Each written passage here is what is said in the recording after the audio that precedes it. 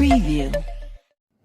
नमस्कार, मैं हूं पिंकी। आज आपके लिए लाई हूं कुछ खास। देखते रहिए उदित राज न्यूज, सब पर नजर, सबकी खबर। एक नियुक्ति मैंने लखनऊ मंडल प्रभारी की है, जो अनुराग दीक्षित जी हैं, जिनको लखनऊ मंडल का प्रभारी नियुक्त किया गया है। इसी के साथ कानपुर जिला प्रभारी भी आज नियुक्त किया गया है। सर किन किन अभी कौन कौन से पद उसमें खाली हैं जिला संगठन में? और ऐसा है कि ये नियुक्तियां मेरे द्वारा जिला प्रभारी मंडल प्रभारी की जा रही हैं, एवं हमारे प्रदेश अध्यक्ष माननीय पीयूष वर्मा जी के द्वारा जिला अध्यक्ष की और अन्य कमेटियों की जो हमारे प्रकोष्ठ हैं उनकी भी नियुक्ति जारी है। और वो तत्काल किया जा रहा है, क्योंकि इसको तत्काल करने के पश्चात ही चुनाव की प्रक्रिया में लगना है, क्योंकि 2022 का चुनाव जो भी वो जल्द नज़दीक आ रहा है। इसलिए मुझे पूरे मेंबरों को तैयार करके और चुनाव में लगाना है। सर जिला अध्यक्ष का किस तरीके से चयन करेगा आपका संगठन? जिला अध्यक्ष का जो चयन है वो प्रभारी नियुक्त होगा, और प्रभारी जो है सदस्यों के मार्फत से जिला अध्यक्ष का चुनाव करा करके लोकतांत्रिक प्रक्रिया के तहत जिला अध्यक्ष की नियुक्ति होगी। संगठन का क्या उद्देश्य है? मेरा संगठन का मुख्य उद्देश्य है, जो चुनाव को लेकर के चल रहा है, वो किसान आयोग का गठन है। मेन है किसान आयोग का गठन, जनसंख्या नियंत्रण एवं गाय की सुरक्षा एवं व्यवस्था। इसी के तहत जो मेरा एक मुख्य मुद्दा है बिजली को लेकर के, क्योंकि लाइट की बहुत बड़ी दिक्कत है, और दूसरी चीज़ ये है कि जो बिजली की समस्या है लाइट की, वो प्रति यूनिट 7 से 8 रुपये प्रति यूनिट जो है वो घरेलू कनेक्शन का है, कमर्शियल को छोड़ करके, जो कि ये बहुत ज़्यादा है। कई प्रदेशों में तो बिजली माफ है, कोई करने नहीं है, लेकिन मैं माफ की बात नहीं करता, लेकिन इसको कम करने की जरूर बात करता हूँ। इसको 2 से 3 रुपये किया जाए प्रति यूनिट, जो कि कम से कम घरेलू जो बेरोजगार हैं, जो लोग हैं, घरेलू कनेक्शन पे इतना लोड न पड़े आम जनता के ऊपर। 2022 का क्या एजेंडा रहेगा आपका? 2022 में एक तो मुख्य एजेंडा मेरा रहेगा कि हम किसान आयोग का गठन कराएं। जब तक किसान आयोग का गठन नहीं होगा और जब तक किसान हमारा खुशहाल नहीं होगा, तब तक कोई भी विकास संभव नहीं है। जैसे लोग कहते हैं ना विकास की बात, विकास नहीं, किसान से ही विकास आना है, क्योंकि लगभग 62 से 63% किसान ही हमारे देश के निवासी हैं, जो नागरिक हैं, और उनकी समस्या यह है कि वो उत्पाद तो करते हैं लेकिन उसका मूल्य नहीं निर्धारित कर सकते हैं। ये सबसे बड़ी समस्या है। इसलिए किसान आयोग का गठन हो, जिसके तहत उनके गन्ने का, गेहूं का मूल्य निर्धारित हो।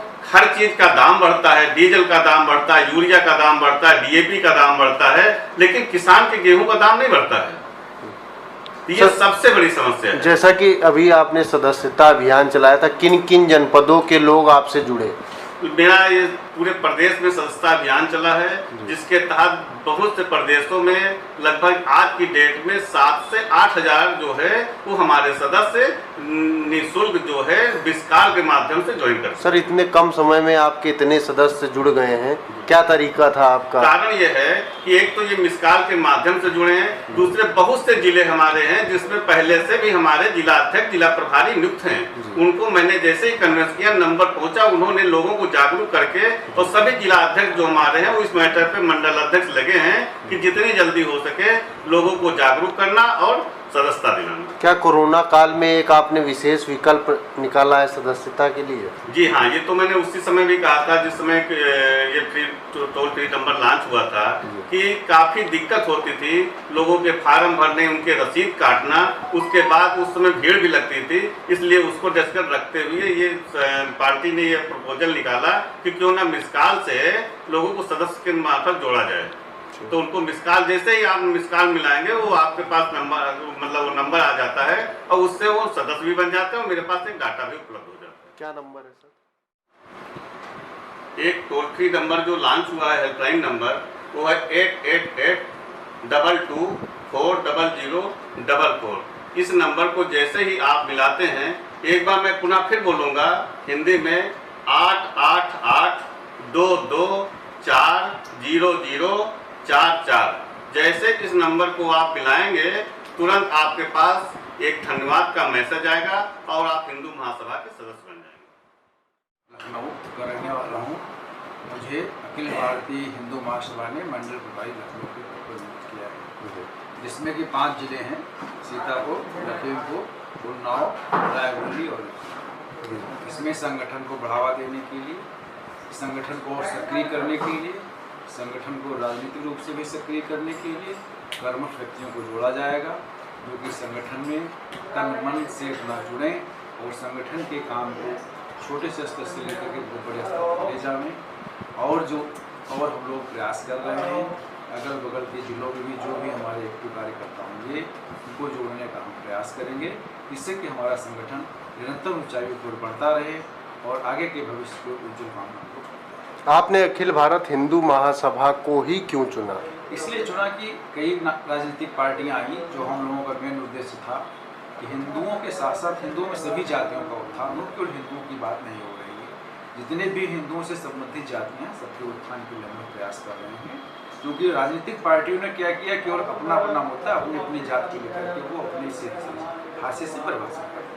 आगे का आपका एजेंडा क्या रहेगा? किन किन पदों पर आप आगे की अपने संगठन विस्तार की नीति को आगे बढ़ाएंगे? आगे हमारा एजेंडा रहेगा कि जितने हमारे अंडर में जिले आते हैं, सब में जो है ब्लॉक स्तर पे, जिले स्तर पे, ठीक है, हर स्तर पे हमारे प्रभारी कार्यकर्ता नियुक्त किए जाएंगे, क्योंकि संगठन 10-20 कार्यकर्ताओं को अपने स्तर से जोड़ेंगे और संगठन के काम को आगे बढ़ाने में सही। आज जैसा कि आपको जिला प्रभारी का बड़ा पद प्राप्त हुआ है, आप संगठन के शीर्ष पदाधिकारियों को किस प्रकार से धन्यवाद देना चाहेंगे? बहुत बहुत धन्यवाद देंगे और यही कहेंगे कि अपने संगठन में एकजुटता बनाए रखिए और धीरे धीरे संगठन हमारा निरंतर ऊंचाई। बहुत अच्छा प्रश्न आपने किया है। अभी हमारे प्रदेश प्रभारी, नवनियुक्त प्रदेश प्रभारी श्री ऋषि त्रिवेदी जी का ये एक ड्रीम प्रोजेक्ट है कि किसानों को अखिल भारत हिंदू महासभा से पूरी तरह जोड़ा जाए। उसका कारण ये है कि हमारा अन्नदाता जो किसान है, पूरी आर्थिक व्यवस्था उस पर टिकी हुई है। उसके विपरीत जितने भी लाभ होते हैं वो कारोबार जगत को तो होते हैं, लेकिन किसान के स्तर पर देखा जाए तो उनको लाभ प्राप्त नहीं हो पाते हैं।